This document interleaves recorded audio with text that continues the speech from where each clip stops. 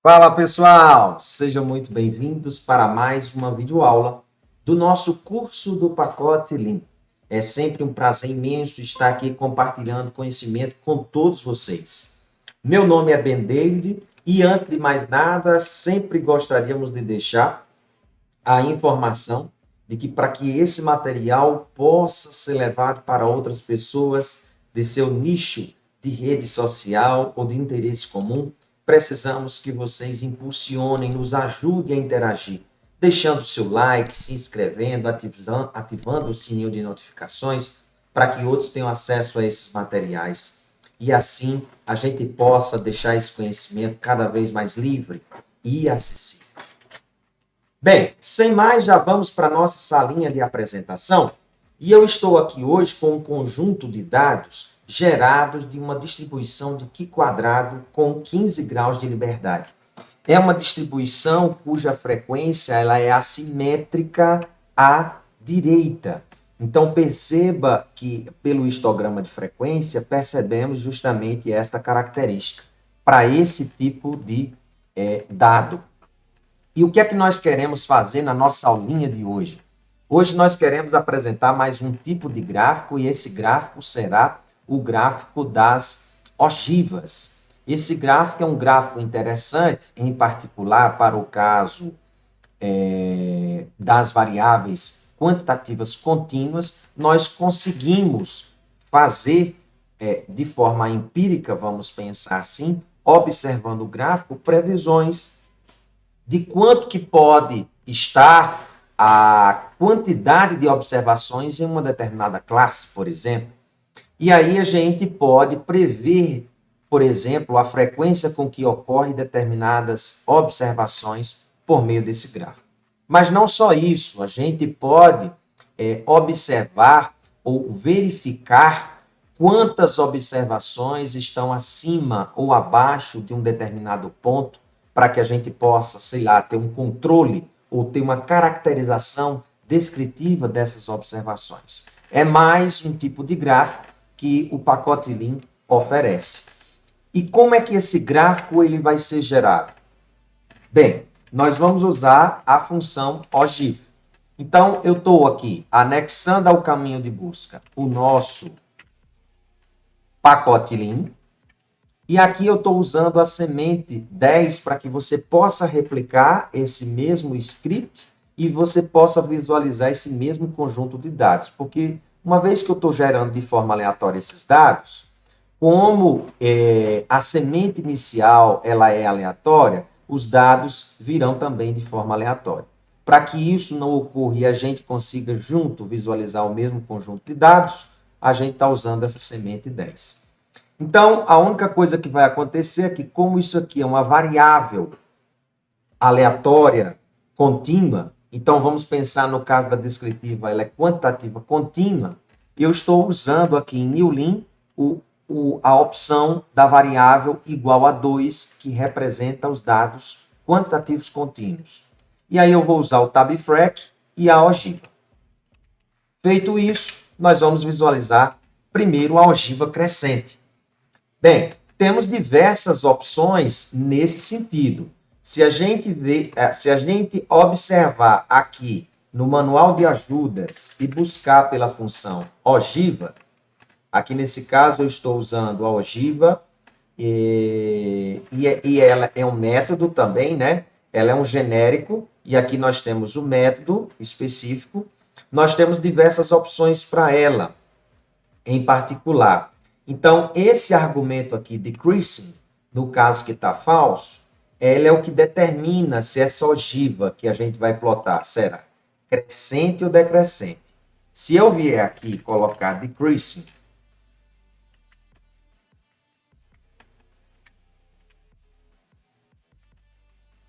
deixa eu ver meu argumento novamente, copiar aqui que fica mais fácil, e colocar o valor lógico true, nós vamos observar que agora ele mostrará para mim a ogiva decrescente. Mas, se eu desejasse observar as duas ao mesmo tempo, que era que eu poderia fazer nessa situação? Usando esse argumento buff, do qual a gente determina que apareça o gráfico, as ogivas, em ambas as situações, eu simplesmente, acrescentando esse argumento, ele já sobressai em cima do decreasing. Certo? Então, aqui nesse caso, rodando, novamente, nós vamos ver a ogiva crescente e decrescente. O que é interessante em termos de ensino é mostrarmos que a intersecção entre a ogiva crescente e decrescente representa justamente o ponto de corte, cujo os valores abaixo representa as 50% menores observações e acima as outras 50%, que nada mais é do que a mediana nessa situação.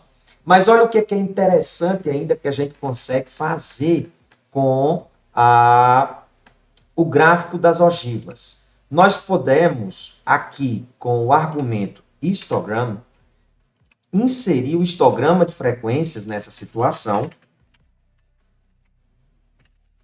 e conseguiremos visualizar a ogiva juntamente no mesmo gráfico com um histograma. Perceba como é interessante. Aqui, nesse caso, ela ocorre porque essas frequências, as ogivas, são cumulativas e, portanto, nós temos valores. Como eu tenho 80 observações, claro que isso vai acumulando até o valor das 80 observações. Mas se nós percebermos aqui, em termos de frequência, pelo tabfrec, nós vamos observar que as frequências não passam de 20 observações, por isso que o gráfico do histograma ele vem até aqui. Mas é uma forma interessante, em termos didáticos, de conseguirmos visualizar por uma outra ótica. Uma outra coisa interessante também, que a gente pode fazer nessa situação, é usar o gráfico de barras. Usando o gráfico de barras, nós conseguimos mostrar para os alunos e também como forma didática para os professores, como é que essas ogivas são construídas. Então, perceba aqui comigo o que é que eu posso fazer nessa situação. Vou retirar essa opção, vou deixar aqui o decreasing igual a true e vou pedir as barras nessa situação. Bars igual a true. Então, veja o que é que ele vai fazer para mim.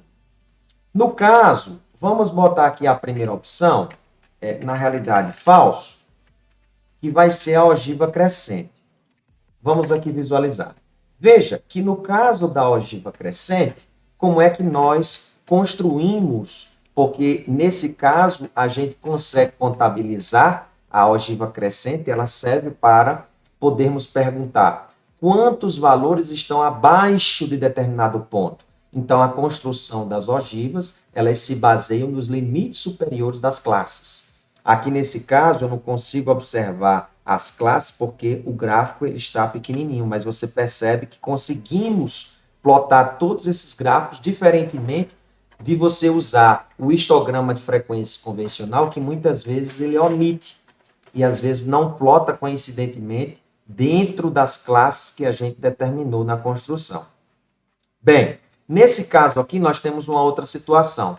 Quando eu coloco aqui o decreasing igual a true, nós vamos observar um outro comportamento para o gráfico da ogiva decrescente, que vai ser o quê? Nós nos baseamos agora nos limites inferiores das classes para a construção dela, porque agora a gente está olhando para situações de observarmos, no mínimo, determinado valor nessa situação. Então, eu pergunto assim, quantos pontos eu tenho no mínimo acima de 5,45? Você vai observar que são todos. Por isso que eu sempre, quando vou fazer essas ponderações, eu estou olhando para o limite inferior das classes nessas situações. Quando é no máximo, nessa situação, eu observo, eu olho para as classes, observando o limite superior. Claro que podemos fazer previsões nessa situação sem problema algum, no caso, para visualizarmos aqui o ponto médio dessa classe e podemos prever a frequência dessas observações nessa situação. É nisso que a ogiva crescente ou decrescente nos dá. Muitas coisas ainda a gente consegue implementar, a questão dos grids, a coloração, do título, labels aqui do eixo X e Y, muitas coisas você consegue fazer, basta você ir no manual de ajudas da função que você terá muito mais detalhes. Era isso que tínhamos para a aula de hoje, espero que tenham gostado, lembrem-se que o conhecimento é uma liberdade necessária. Fui!